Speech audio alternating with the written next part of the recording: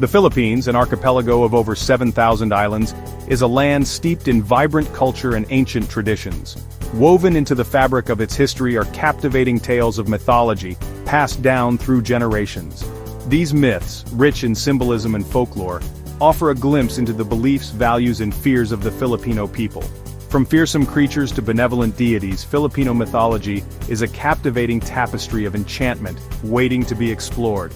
Step into a world where mythical creatures roam, gods and goddesses hold court, and ancient spirits whisper through the wind. Prepare to be captivated by the magical tales that have shaped the Filipino imagination for centuries.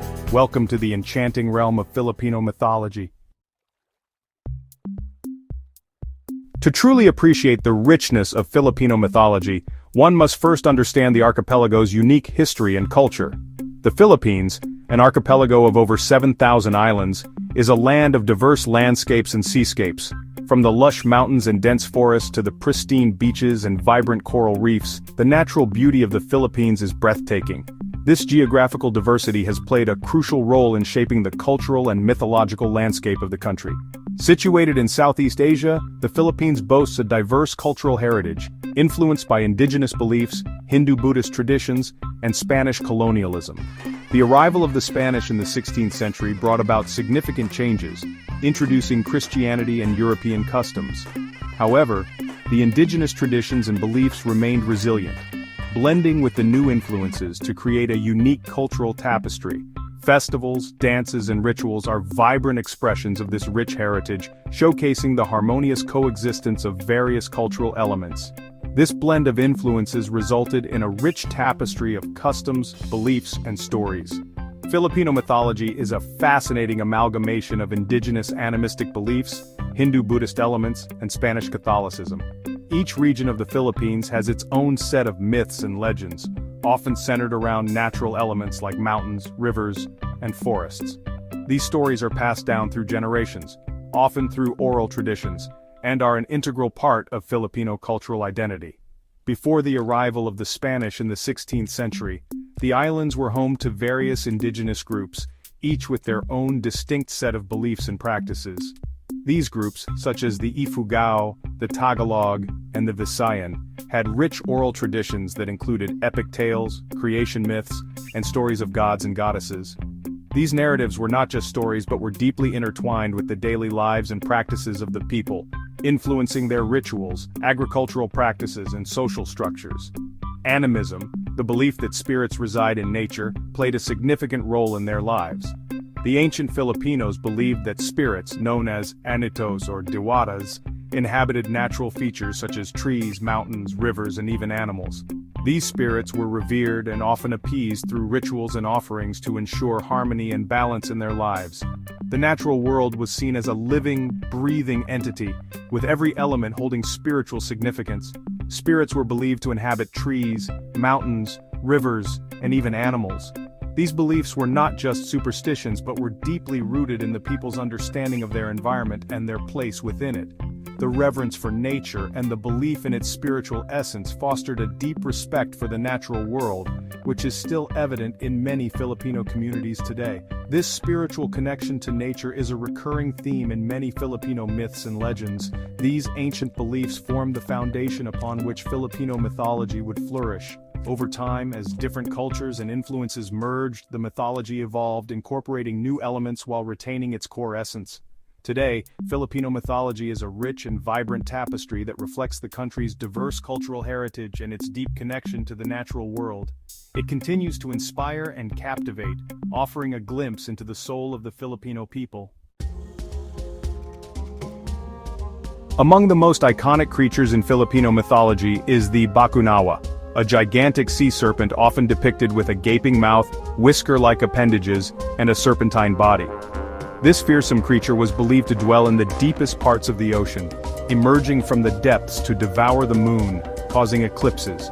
Tales of the Bakunawa instilled fear and awe in the hearts of ancient Filipinos.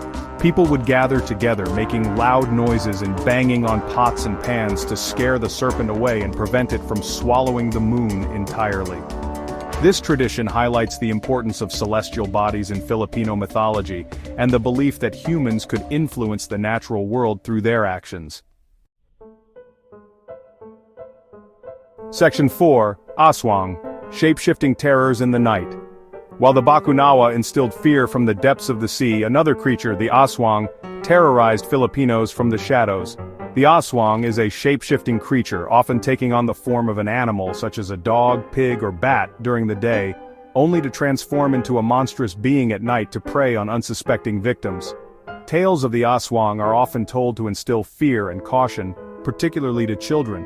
They serve as cautionary tales, warning against wandering alone at night and emphasizing the importance of community and vigilance. The Aswang embodies the fear of the unknown and the dangers that lurk in the darkness. Section 5. Divine Beings of the Ancient World, Gods and Goddesses of the Filipino Pantheon. Filipino mythology is not solely populated by fearsome creatures. It is also rich with a diverse array of gods and goddesses who embody the natural world, human emotions, and the mysteries of life and death.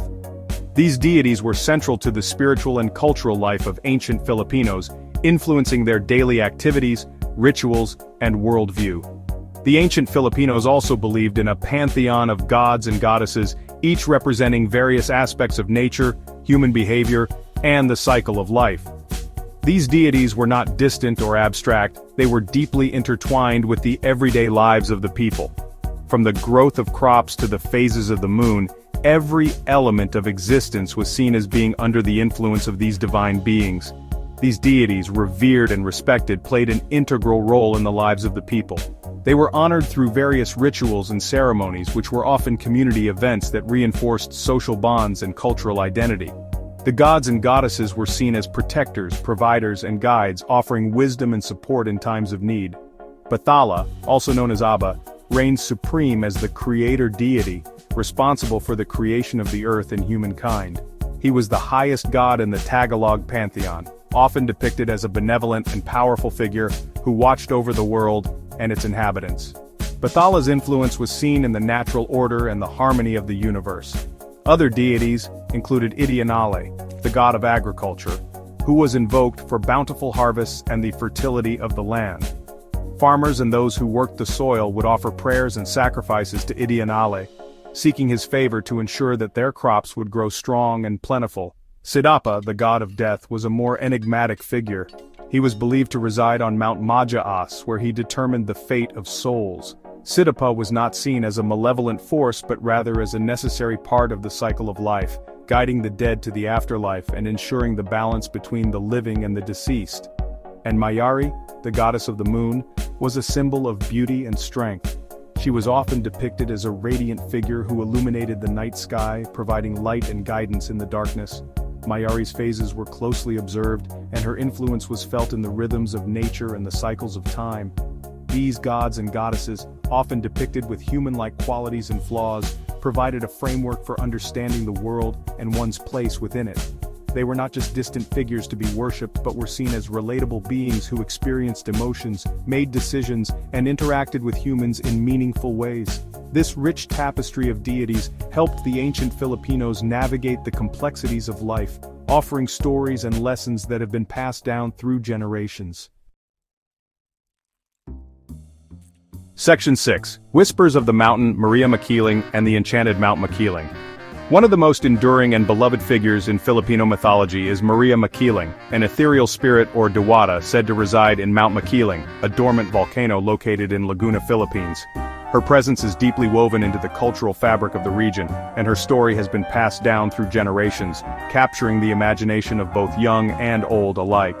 The mountain itself, with its lush forests and serene landscapes, is often seen as a reflection of Maria's beauty and grace. Revered as a guardian of nature and protector of the mountain's bounty, Maria Makiling embodies the deep connection between the Filipino people and the natural world. Her role as a protector is not just a myth, but a symbol of the respect and reverence that the Filipino culture holds for the environment. The stories of her interventions to protect the forest and its creatures are numerous, each one highlighting her unwavering commitment to preserving the natural beauty of Mount Makiling. Legends abound of Maria Makiling's kindness, generosity, and her ability to communicate with animals. These tales often depict her as a nurturing figure who not only cares for the flora and fauna of the mountain, but also extends her kindness to the people who live in its shadow.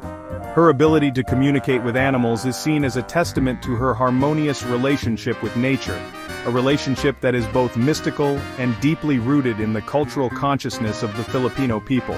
She is often depicted as a beautiful woman with long, flowing hair, adorned with flowers and jewels. This image of Maria Makiling is not just a representation of physical beauty, but also a symbol of the natural beauty of Mount Makiling itself. Her adornments of flowers and jewels are seen as gifts from the mountain, further emphasizing her deep connection to the land she protects. This portrayal has made her an enduring icon of beauty and grace in Filipino folklore.